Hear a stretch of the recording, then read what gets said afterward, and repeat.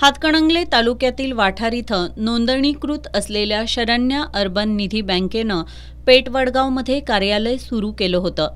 या निधी बँकेचा संस्थापक प्रवीण प्रकाश भोसलेची पत्नी प्रज्ञा प्रवीण भोसले बँकेचा कारभार पाहत होती। शिरोळ तालुक्यातील कोडिग्रे इथल्या धन्यकुमार बाळासो मगदुम यांचा पॉवरलूमचा व्यवसाय होता। कोरोना काळात त्यांचं नुकसान झाल्यानं व्यवसाय सुस्थितीत आणण्यासाठी त्यांना कर्ज हवं होतं। या दरम्यान त्यांची इचलकरंजीतील एजंटाशी ओळख झाली। या एजंटनं शरण्या अर्बन मल्टीपर्पज निधी बँकेतून कर्ज मंजूर करून देतो असं सांगत मगदुम यांच्याकडून या कर्जासाठीच्या कागदपत्रांची पूर्तता करून घेतली। मे 2022 पासून त्यांच्याकडून processing fee, cheque fee, urgent loan fee, promissory note fee, notary करण्यासाठी रक्कम, सभासद सर्टिफिकेटसाठी रक्कम अशी वेळोवेळी रक्कम जमा करून घेतली। यानंतर 1 कोटी कर्ज मंजूर झाल्याचं सांगून मे 2023ला 1,38,000 रोख रक्कम भरून घेण्यात आली। कर्ज रकमेपैकी 45 लाख रुपयांचा बँक ऑफ बडोदा नागाव शाखेचा धनादेश दिला। उर्वरित 55 लाख रुपये रोख देणार असल्याचं मगदुम यांना सांगितलं। 45 लाख रुपयांचा चेक बँकेत वटवण्यासाठी भरला असता तो न वटता परत आला।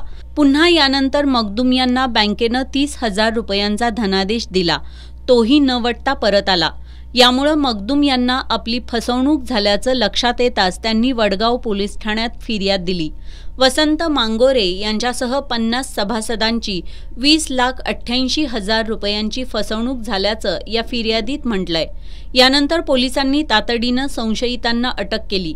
अटक केलेल्या संशयितांमध्ये शरण्या अर्बन निधी बँकेचा अध्यक्ष सुरेश मारुती पाटील, उपाध्यक्ष रवींद्र बाळासो हिरुगडे, संचालिका नंदा आनंदा पाटील, विजय रंगराव कांबळे, आरती रवींद्र हिरुगडे, सुरैया इस्माईल देसाई यांचा समावेश आहे। प्रज्ञा प्रवीण भोसले, बाळासो शामराव पोवार, मच्छिंद्र अण्णाप्पा कांबळे, महेश बाळासो शिंदे या संचालकांवरही गुन्हा दाखल करण्यात आलाय। अटक केलेल्यांना न्यायालयानं 3 दिवसांची पोलीस कोठडी सुनावली आहे। या प्रकरणामुळे शरण्या निधी बँकेत गुंतवणूक केलेल्या सभासदांमध्ये खळबळ उडाली आहे। कर्ज देण्याच्या नावाखाली फसवणूक झालेल्या लोकांची संख्या वाढण्याची शक्यता असून पोलीस निरीक्षक विलास भोसले, पोलीस उपनिरीक्षक गिरीश शिंदे या प्रकरणी अधिक तपास करतायत। दरम्यान फसवणूक झालेल्यांनी वडगाव पोलिसांशी संपर्क साधावा असं आवाहन पोलीस निरीक्षक विलास भोसले यांनी केलंय।